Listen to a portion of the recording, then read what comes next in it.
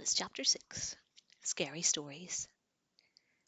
As I sat in my room, trying to concentrate on the third act of Macbeth, I was really listening for my truck. I would have thought, even under over the pounding rain, I could have heard the engines roar, but when I went to peek out of the curtain, again, it was suddenly there. I wasn't looking forward to Friday, and uh, it more than lived up to my non-expectations.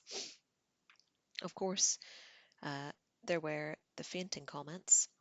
Jessica especially seemed to get a kick out of that story. Luckily, Mike had kept his mouth shut, and no one seemed to know about Edward's involvement. She did have a lot of questions about lunch, though. So, what did Edward Cullen want yesterday? Jessica asked, intrigued. I don't know, I answered truthfully. He never really got to the point.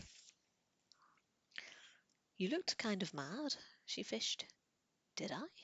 I kept my expression blank. You know, I've never seen him sit with anyone but his family before. That was weird. Weird, I agreed. She seemed annoyed. She flipped her dark curls impatiently. I guess she'd been hoping to hear something that would have made a good story for her to pass on. The worst part about Friday was that, even though I knew he wasn't going to be there, I still hoped. When I walked into the cafeteria with Jessica and Mike, I couldn't keep from looking over at his table, where Rosalie, Alice, and Jasper sat talking, heads close together. I couldn't stop the gloom that engulfed me as I realized I didn't know how long I would have to wait before I saw him again. At my usual table, everyone was full of our plans for the next day. Mike was animated again, putting a great deal of trust in the local weatherman who'd promised sun tomorrow. I'd have to see that before I believed it, but it was warmer today, almost 60. Maybe the outing wouldn't be completely miserable.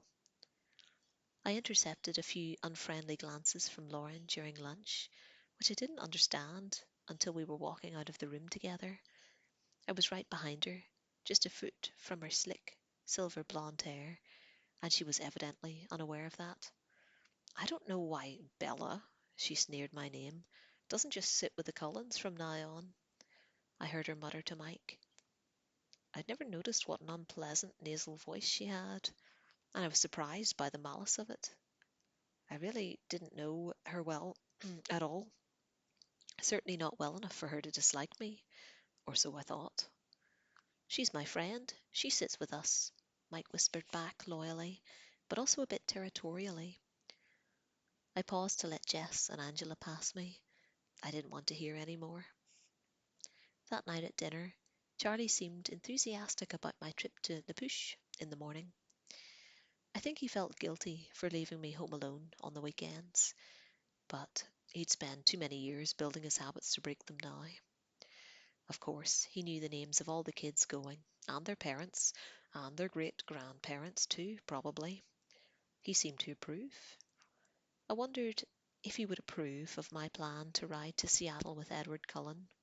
Not that I was going to tell him. Dad, do you know a place called Goat Rocks or something like that? I think it's south of Mount Rainier, I asked casually.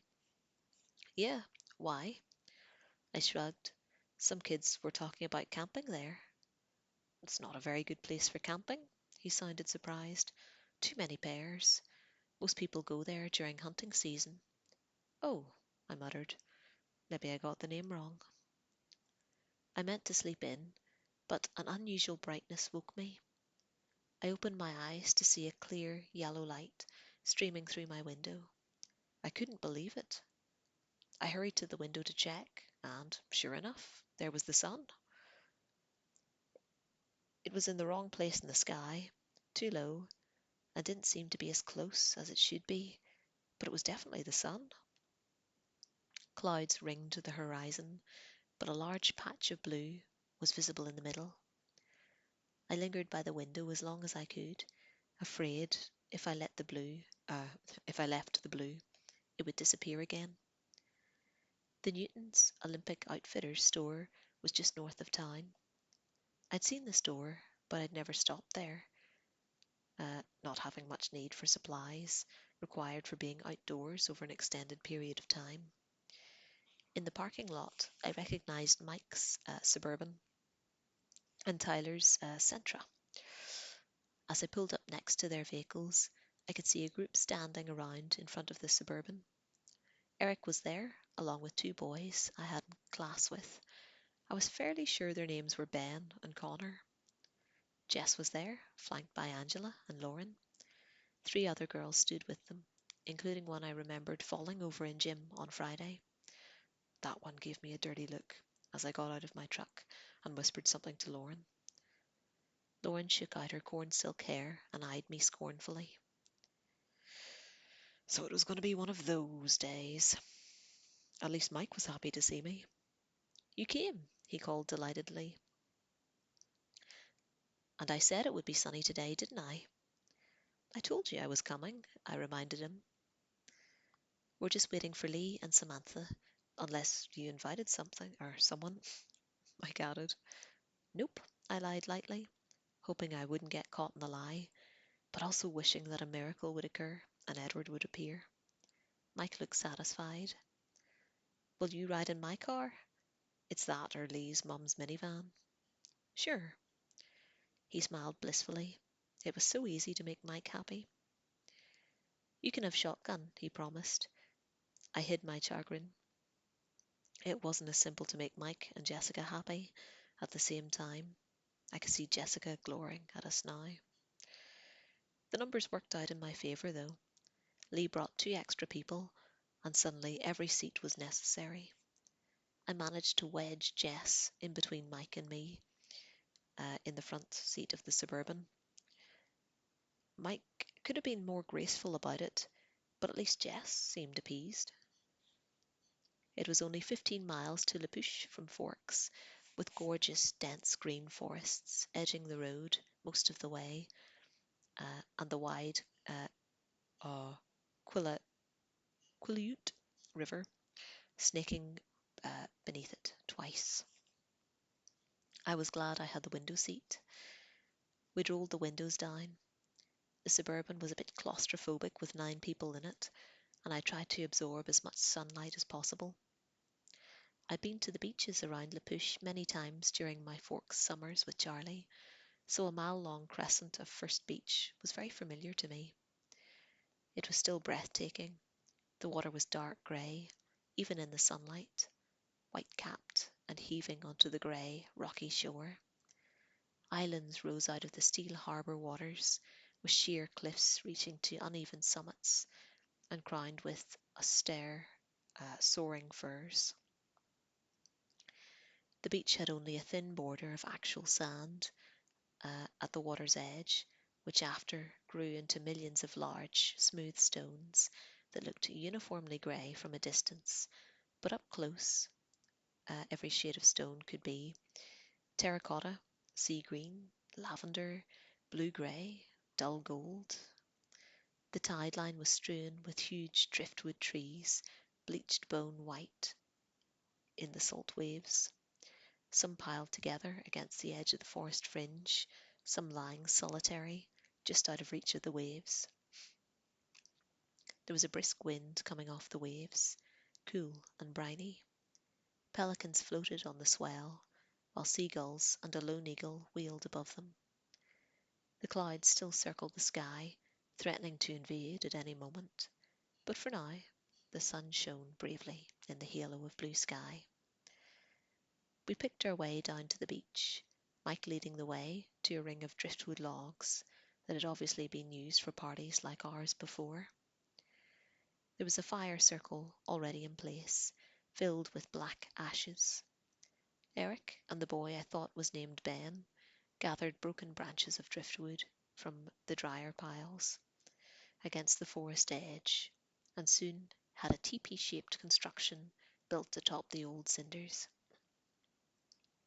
Have you ever seen a driftwood fire? Mike asked me.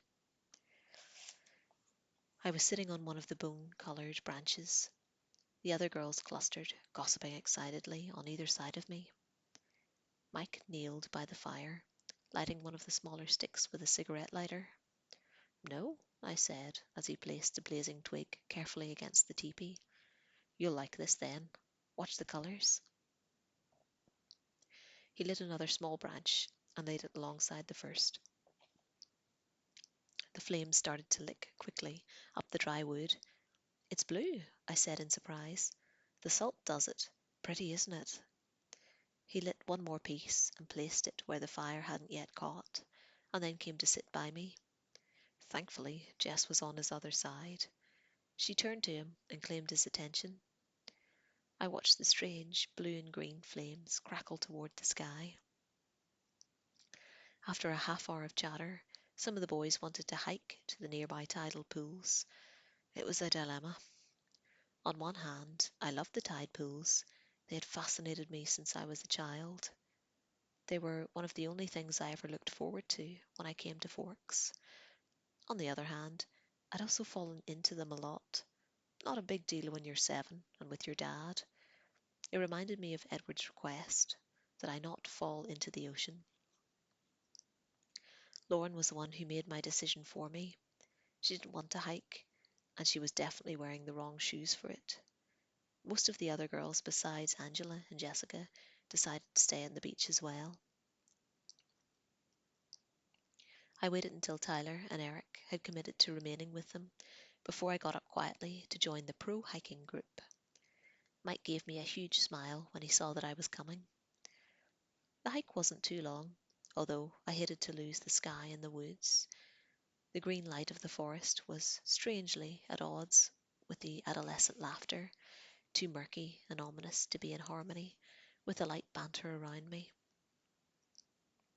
I had to watch each step I took carefully, avoiding roots below the branches above, and I soon fell behind. Eventually I broke through the emerald confines of the forest and found the rocky shore again. It was low tide, and a tidal river flowed past us on its way to the sea, along its pebbled banks. Shallow pools that, never completely drained, were teeming with life. I was very cautious not to lean too far over the little ocean ponds. The others were fearless, leaping over the rocks, perching precariously on the edge. I found a very stable-looking rock on the fringe of one of the largest pools and sat there cautiously, spellbound by the natural aquarium below me. The bouquets of brilliant anemone undulating ceaselessly in the invisible current, twisted shells scurrying about on the edges, obscuring the crabs within them, starfish stuck motionless to the rocks and each other, while one small black eel with white racing stripes wove through the bright green weeds, returning or waiting for the sea to return. I was completely absorbed, except for one small part of my mind that wondered what Edward would be doing now, and trying to imagine uh, what he would be saying if he were here with me. Finally, the boys were hungry, and I got up stiffly to follow them back. I tried to keep up better this time through the woods, so naturally I fell a few times.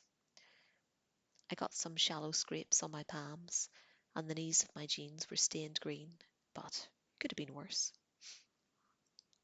We got back to the first beach, and the group that we'd left behind had multiplied. As we got closer, we could see the shining, straight black hair and copper skin of the newcomers, teenagers from the reservation come to socialize. The food was already being passed around, and the boys hurried to claim a share, while Eric introduced us as we each entered the driftwood circle.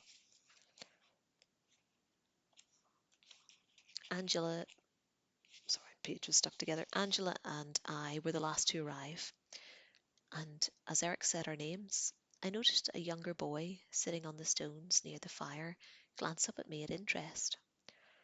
I sat down next to Angela, and Mike brought us sandwiches and an array of sodas to choose from, while a boy, who looked to be one of the oldest visitors, rattled off the names of the 7 others with him.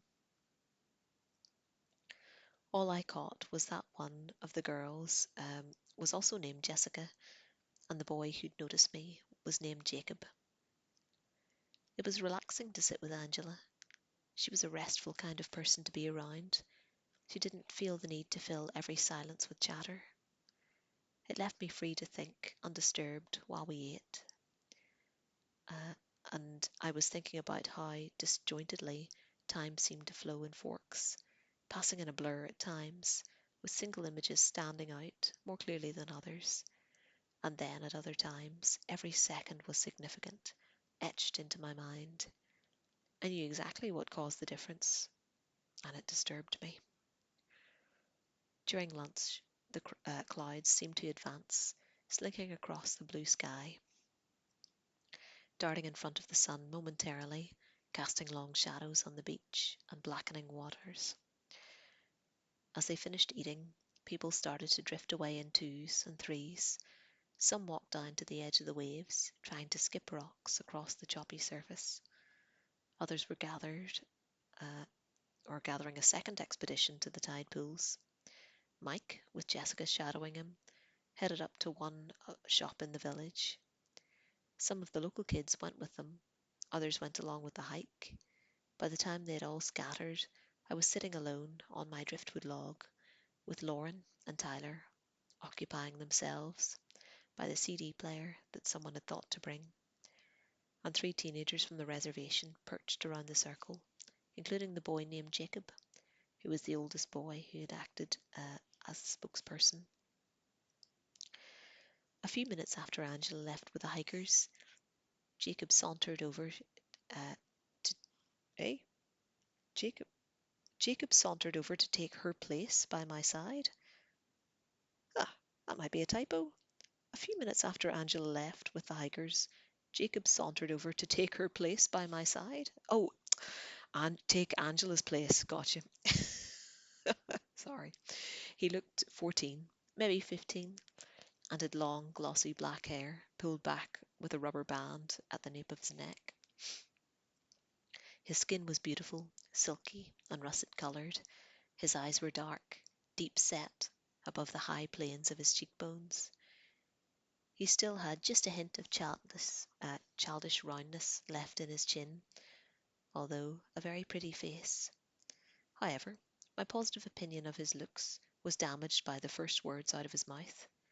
"You're Isabella Swan, aren't you?" It was like the first day of school all over again. "Bella," I sighed. "I'm Jacob Black." He held his hand out in a friendly gesture. You bought my dad's truck?"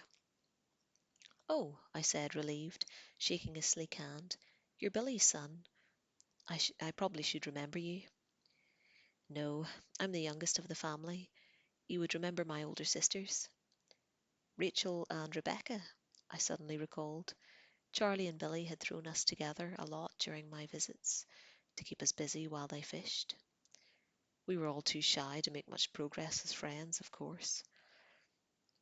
I'd kicked up enough tantrums to end the fishing trips by the time I was 11. "Are they here?" I examined the girls at the ocean's edge, wondering if I would recognize them now. "No," Jacob shook his head. "Rachel's got a scholarship to Washington State, and Rebecca married a Samoan surfer. She lives in Hawaii now." "Married? Wow!" I was stunned. The twins were only a little older than I was. "So how do you like the truck?" he asked. "I love it. It runs great." "Yeah, but it's really slow," he laughed. I was so relieved when Charlie bought it. My dad wouldn't let me work on building another car until we'd had a perfectly good vehicle, when we had a perfectly good vehicle right here. "It's not that slow," I objected. "Have you ever tried to go over 60?" "No," I admitted. "Good. Don't." He grinned. I couldn't help grinning back. "It does great in a collision," I offered in my truck's defense.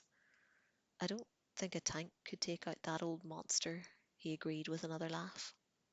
"So you build cars?" I asked, impressed.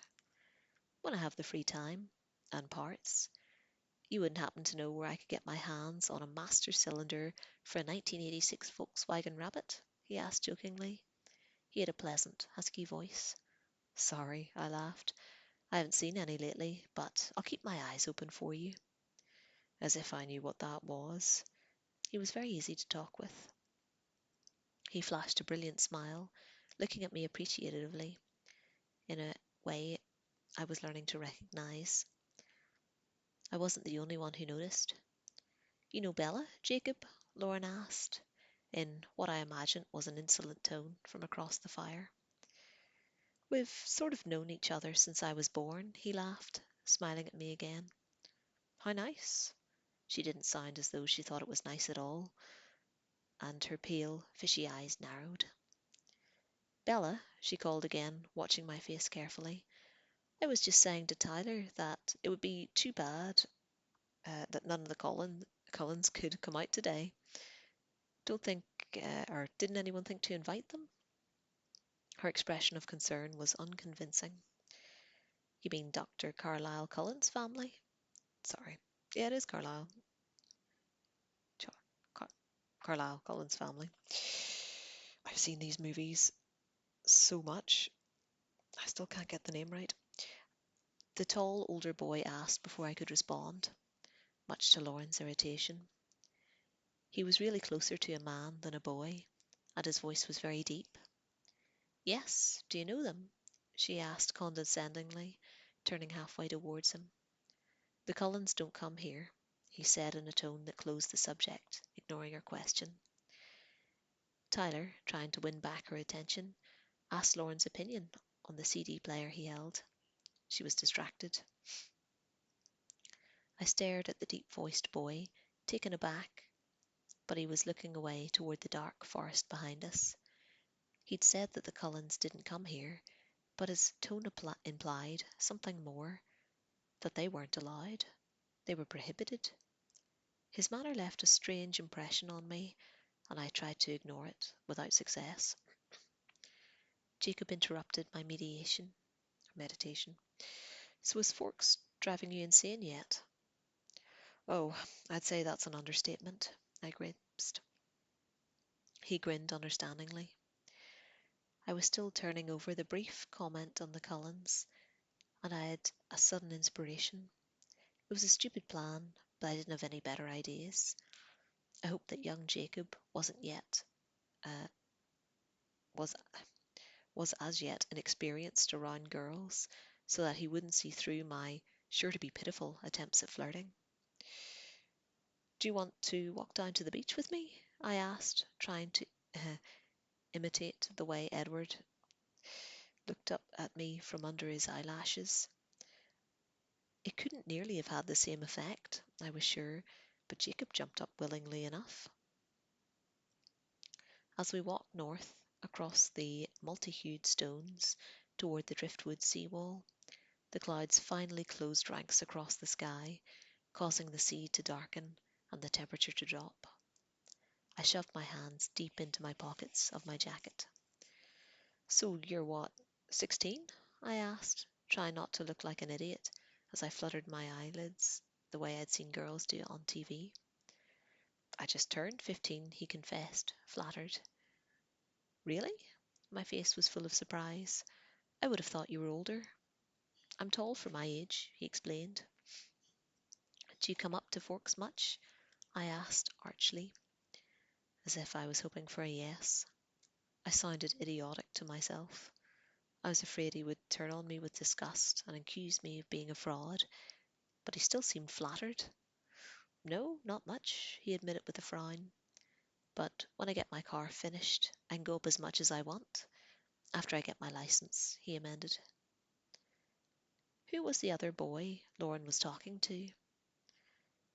He seemed a little old to be hanging out with us. I purposefully lumped myself in with the youngsters, trying to make it clear that I preferred Jacob. That's Sam. He's 19, he informed me. What was that he was saying about the doctor's family? I asked innocently. The Cullens? Oh, they're not supposed to come here to the reservation. He looked away, out towards James Island, and confirmed what I thought I'd heard in Sam's voice. Why not?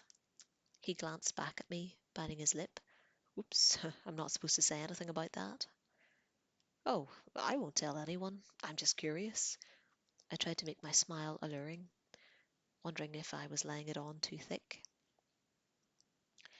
He smiled back, though looking allured.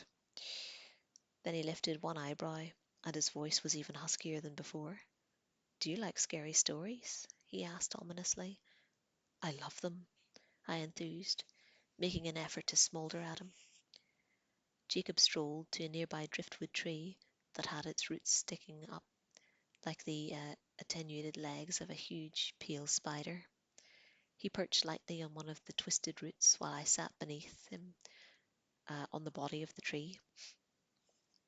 He stared down at the rocks, a smile hovering around the edges of his broad lips. I could see he was going to try to make this good. Focusing on keeping the vital interest I felt out of my eyes. I hold on. I focused on keeping the vital interest I felt out of my eyes. Do you know any of our old stories about where we came from? The Quillettes, I mean, he began. Not really, I admitted. Well, there are a lot of legends, some of them claiming to date back to the flood. Supposedly, the ancient Quillettes tied their canoes to the top of the tallest trees on the mountain to survive, like Noah and the Ark. He smiled to show me how little stock he put in the histories. Another legend claimed that we descended from wolves, and that the wolves are our brothers still. It's against tribal law to kill them. And then there are stories about cold ones. His voice dropped a little lower. The cold ones? I asked, not faking my intrigue now. Yes, there are stories about the cold ones, as old as the wolf legends, and some much more recent. According to legend, my own great-grandfather knew some of them. He was the one who made the treaty and kept them off our land. He rolled his eyes. Your great-grandfather? I encouraged. He was a tribal elder, like my father. You see, the cold ones are our natural enemies, the enemies of the wolf. Well, not of the wolf, really, but the wolves that turn into men, like our ancestors. You would call them werewolves. Werewolves of enemies? Only one. I stared at him earnestly, hoping to disguise my impatience as admiration. So you see, Jacob continued, the cold ones are traditionally our enemies, but this pack that came to our territory during my great-grandfather's time was different. They didn't hunt the way others of their kind did. They weren't supposed to be dangerous to my tribe. So my great-grandfather made a truce with them if they promised to stay off our lands. We wouldn't expose them to the pale faces. He winked at me. If they weren't dangerous, then why? I tried to understand, struggling not to let him know how seriously I was considering his story. There's always a risk for humans to be around the cold ones, even if they're civilized, uh, like this clan was. You never know when they might get too hungry to resist. He deliberately worked a thick edge of menace into his tone. What do you mean, civilized? They claimed that they didn't hunt humans. They supposedly were somehow able to prey on animals instead. I tried to keep my voice casual. So how does this fit in with the Cullens? Are they like the cold ones that your great-grandfather met? No, he paused dramatically. They're the same ones. He must have thought the expression on my face was fear inspired by a story. He smiled, pleased, and continued. There are more of them now, a new female and a new male, but the rest are the same. In my great-grandfather's time, they already knew the leader, Carlyle. He'd been here and gone before your people ever arrived. He was fighting a smile.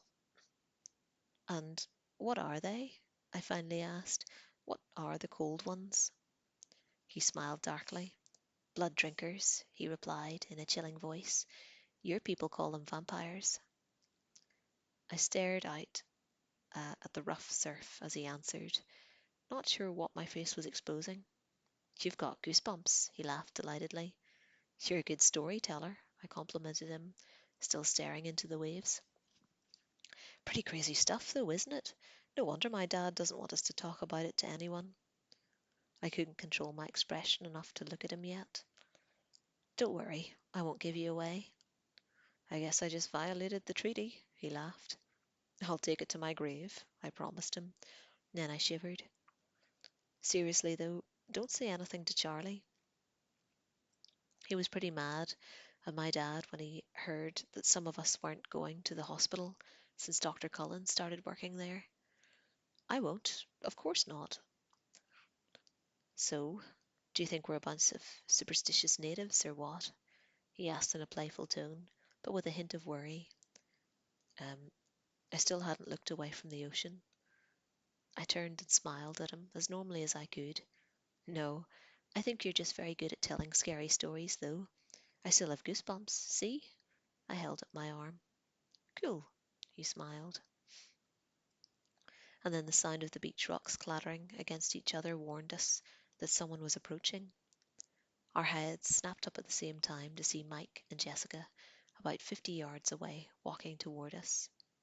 There you are, Bella, Mike called in relief, waving his arm over his head.